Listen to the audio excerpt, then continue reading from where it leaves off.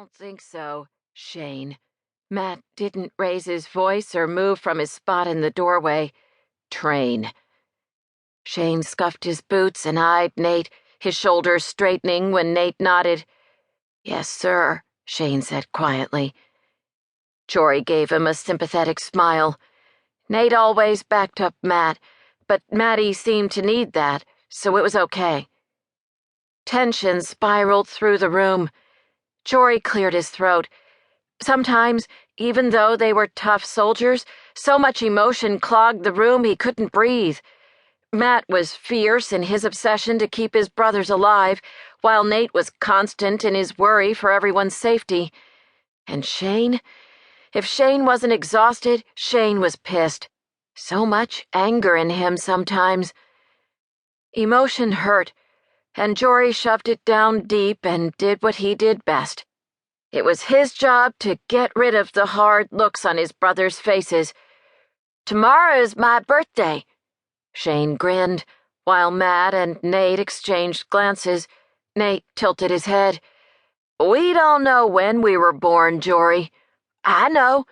Jory pointed to the computer he'd torn apart. But I did some research earlier, and I found our birth dates. Matt frowned. You found records? No, astrology, Jory said, facing his brothers.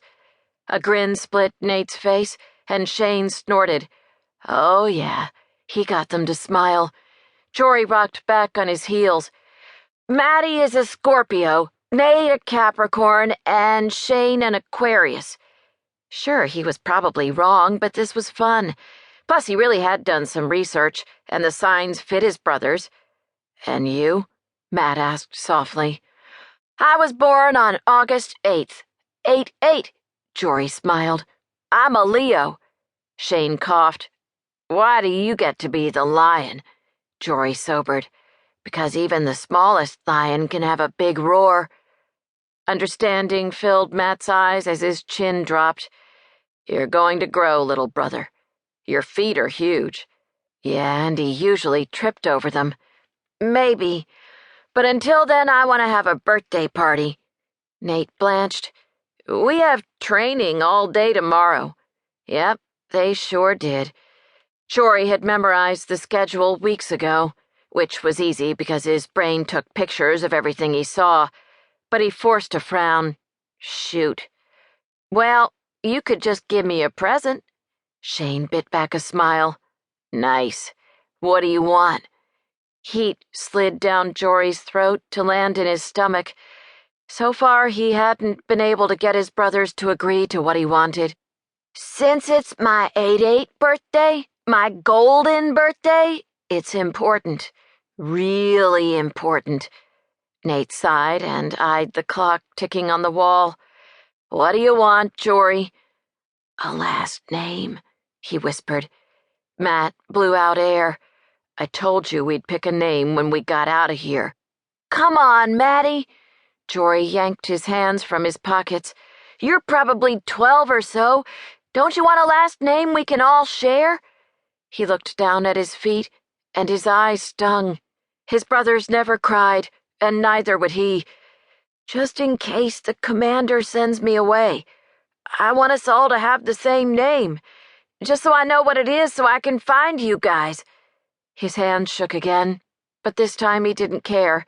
Plus, if he died, he wanted the right name on the grave marker.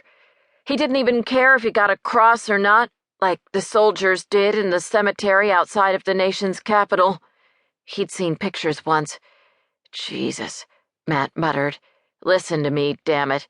The commander is not going to send you anywhere. I promise. Jory looked up, and Matt's face wavered through tears he wasn't strong enough to get rid of. Matt was the strongest boy Jory had ever met. Nate was the best fighter, and Shane was brilliant. But they were just kids, and the commander was a grown-up. I know, Matty, but I really want a last name. Shane bit his lip. I do too. Silence ticked around the room. Nate lifted his shooting shoulder. I kinda do too. Matt looked at each one of them in turn, his eyes darkening.